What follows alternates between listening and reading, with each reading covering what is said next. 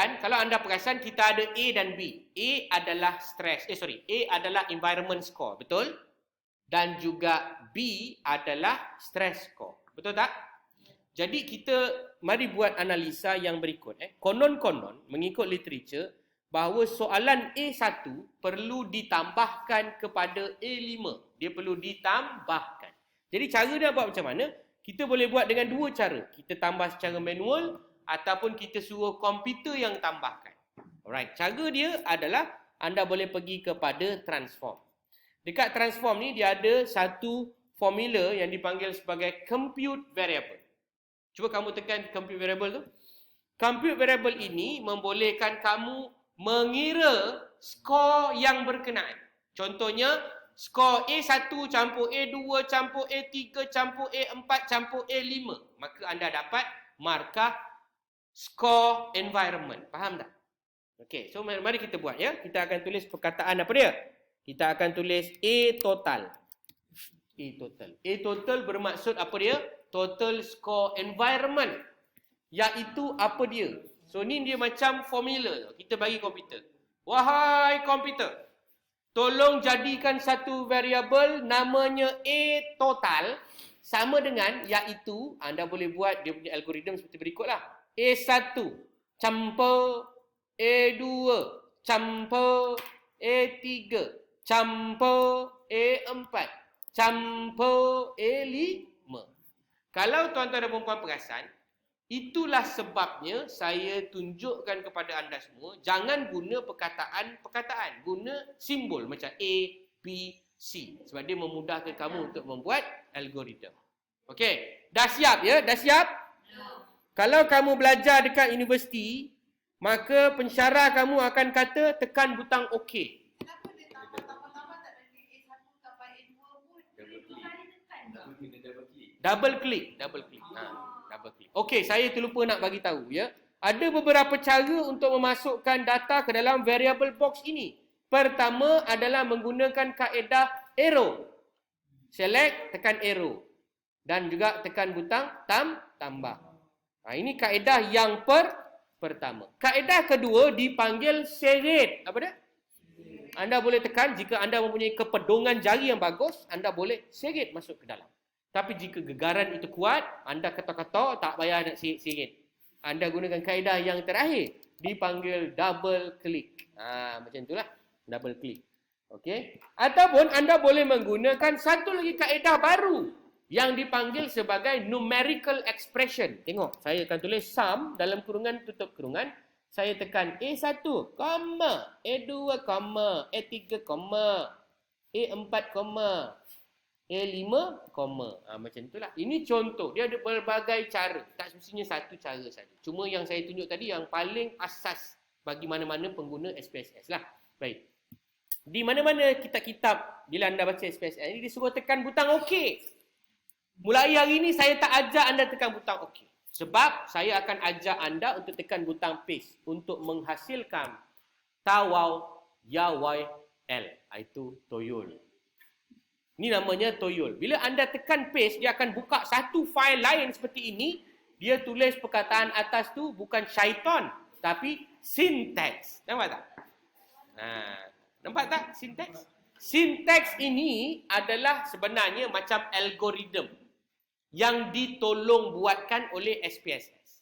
Okey, cuba anda savekan algoritma ini dan kita akan sentiasa gunakan algoritma ini add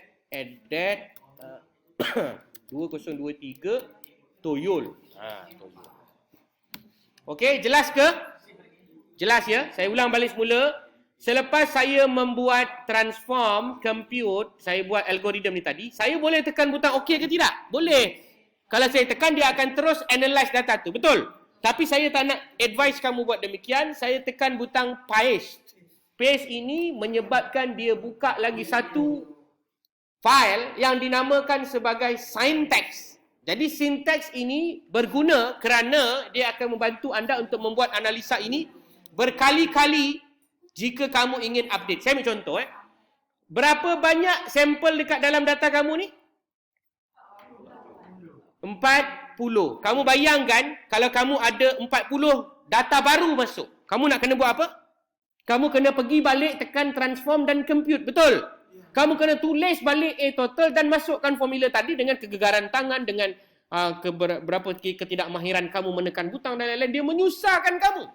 Jadi untuk menyenangkan kamu, maka kamu dah siap 40 data dan kamu dah boleh hasilkan A total. Tiba-tiba esok kawan kita pula bagi lagi 20 data. Sorry lah, semalam ada lagi 20 responden dah masuk ni. So takkan anda nak membuang masa. Anda hanya perlu menekan butang highlight dan tekan saja butang Ctrl R ataupun play button, maka sum itu telah dikira untuk anda. Nampak tak? So kalau ada data baru masuk lagi, so tak payah pergi kepada transform, compute. Tak payah. Pergi ke mana? Pergi ke sign text, highlight dan tekan butang play button. Nampak tak apa yang saya cerita ni? Tak faham? Tak faham? Tak apa. Buat je dulu. Nanti kejap lagi awak baru faham. Syntax tu, okey, kenapa dengan syntax tu?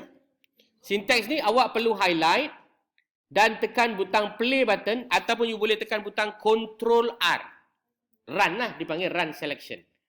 Okey, dah sudah dah. Bila kamu tekan butang R, Ctrl R, maka dia akan hasilkan data di hujung. Ada satu variable baru, namanya A total. Dapat tak? Dapat kan?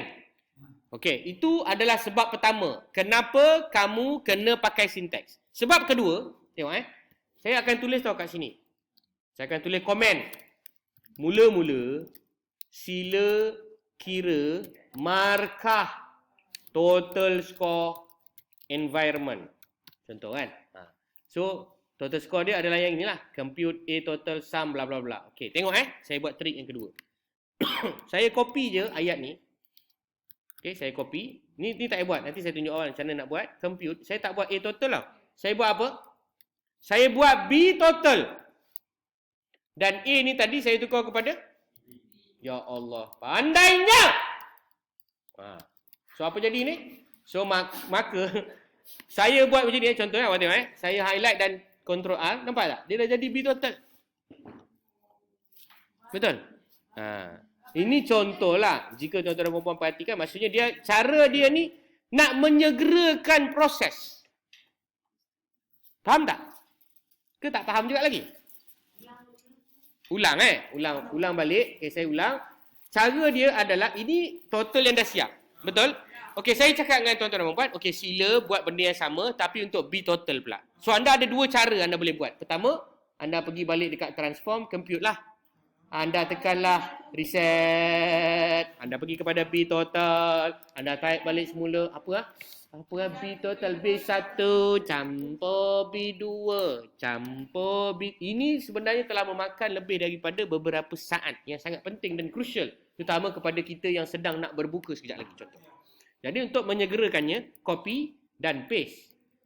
Okey, copy dan paste. Dan tengok kalau nak lagi segera, saya akan tekan butiran Ctrl H yang saya baru belajar tadi.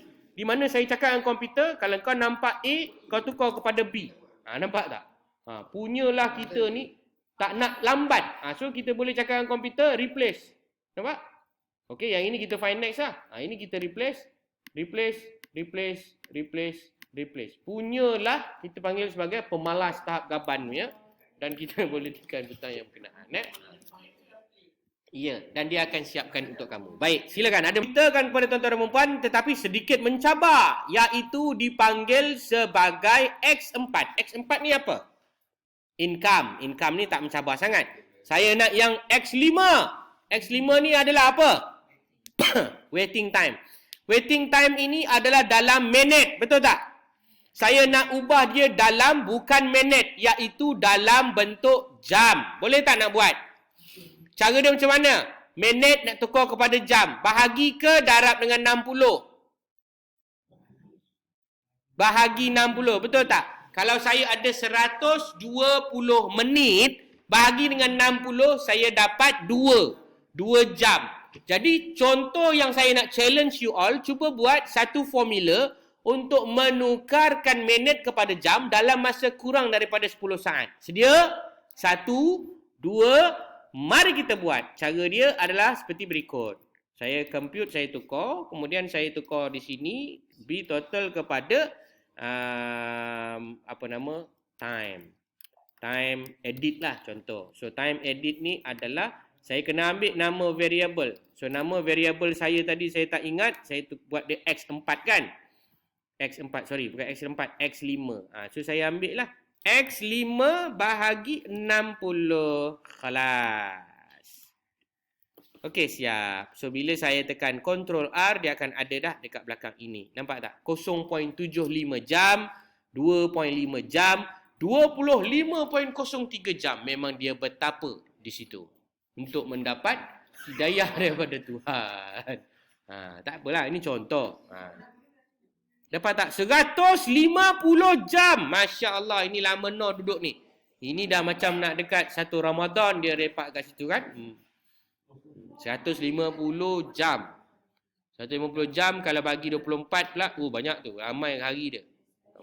Okey. Dah siap belum?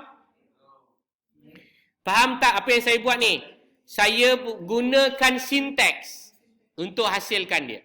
Kalau tak pakai sinteks pun boleh. Transform, compute. Okey, ini yang kalau tak nak pakai sinteks. Tengok tak nak pakai sinteks.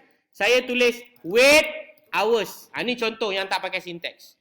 So, saya akan kata ambil X5 bahagi 60. Tu je. Okey, saya ulang balik. Kepada mereka yang tidak mahir menggunakan sinteks, jangan rasa kecewa. Anda ada satu lagi option, cara dia pergi buat menu balik lah. Transform, compute variable.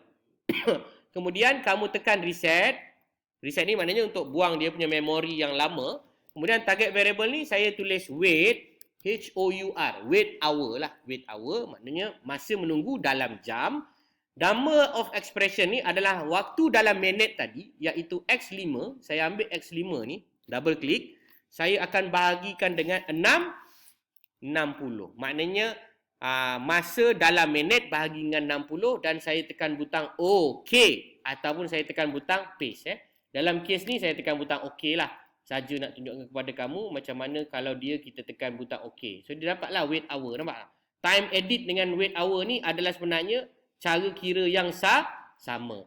Cuma yang ini digunakan sinteks, yang ini menggunakan transform compute. Okey, ada apa-apa soalan?